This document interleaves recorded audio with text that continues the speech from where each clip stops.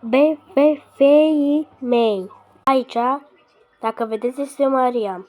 Aici Bianca, aici Andreea, aici Miruna, aici Alexandra, aici Anca, aici Ana și aici Anisia.